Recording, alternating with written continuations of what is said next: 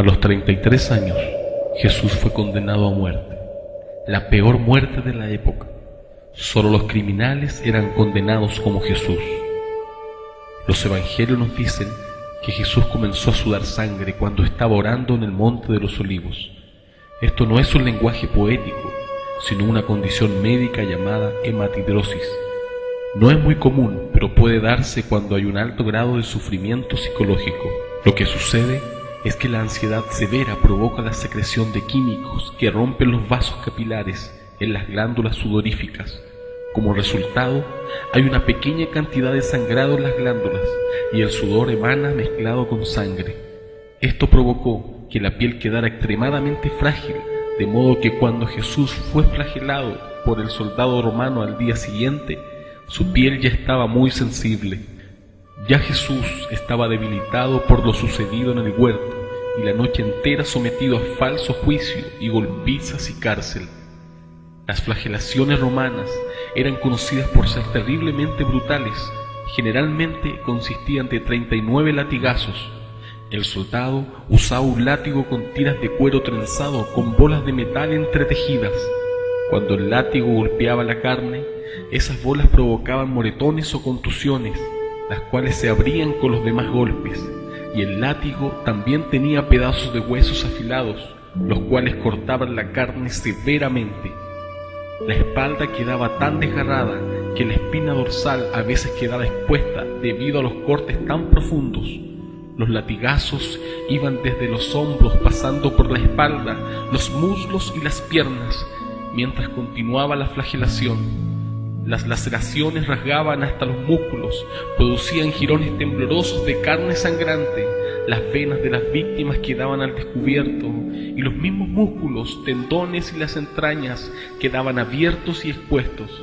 La víctima podía experimentar un dolor tan grande que le llevase a una conmoción hipovolémica.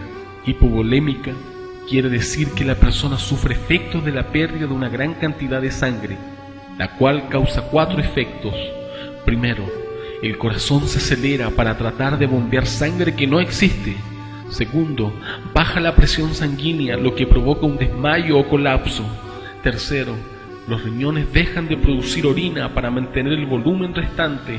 Y cuarto, la persona comienza a sentirse sedienta porque el cuerpo ansía fluidos para reponer el volumen de sangre perdido. Jesús se encontraba en condición hipovolémica mientras ascendía por el camino hacia el lugar de la ejecución en el Calvario, llevando el madero horizontal de la cruz que pesaba aproximadamente más o menos 30 kilos. Finalmente Jesús se desplomó y un soldado romano ordenó a Simón que llevara la cruz por él. Luego Jesús dice: «Tengo sed», y en ese momento se le ofrece un trago de vinagre. La muerte de Jesús fue todavía peor que la crucifixión común. No a todos los criminales condenados los clavaban a la cruz, muchos de ellos solamente eran amarrados. Los clavos que los romanos usaban eran de 13 a 18 centímetros de largo, afilados hasta terminar en una punta muy aguda. Se clavaban por las muñecas. El clavo atravesaba el nervio mediano. Ese es el nervio mayor que sale de la mano y quedaba triturado por el clavo que lo amartillaba.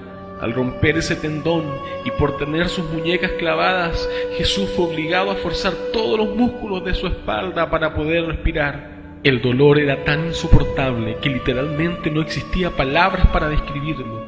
Se tuvo que inventar una nueva palabra llamada excruciante, que significa de la cruz, para describir semejante dolor. Cuando Jesús fue alzado para unir el madero con el poste vertical, se procedió a clavarle los pies. Nuevamente los nervios de los pies fueron triturados y eso debe haber causado un dolor similar al de las muñecas.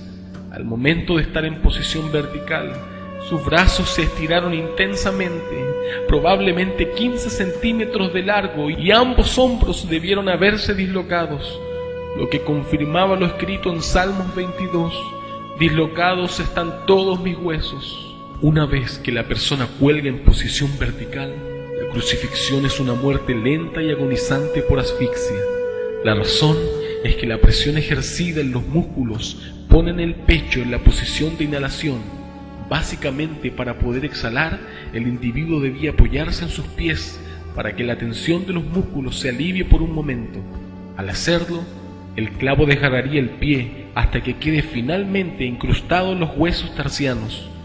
Después de arreglárselas para exhalar, la persona podía relajarse y descender para inhalar otra bocanada de aire. Nuevamente tendría que empujarse hacia arriba para exhalar, raspando su espalda ensangrentada contra la madera áspera de la cruz. Este proceso continuaba hasta que la persona ya no pudiera empujarse hacia arriba para poder respirar. Es entonces que moría. Jesús aguantó esta situación por poco más de 3 horas. A medida que la persona reduce el ritmo respiratorio, entra en lo que se denomina acidosis respiratoria.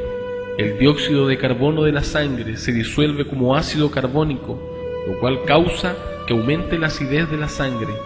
Finalmente, eso lleva a un pulso irregular.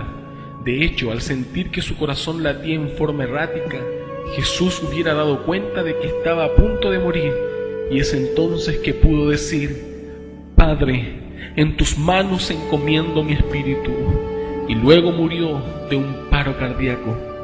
Incluso antes de morir, la conmoción hipovolémica debe haber causado un ritmo cardíaco acelerado, sostenido, que debe haber contribuido al paro cardíaco, lo cual dio por resultado la acumulación de fluido en la membrana que rodea al corazón, llamada efusión pericardíaca, al igual que alrededor de los pulmones, llamada efusión pleural.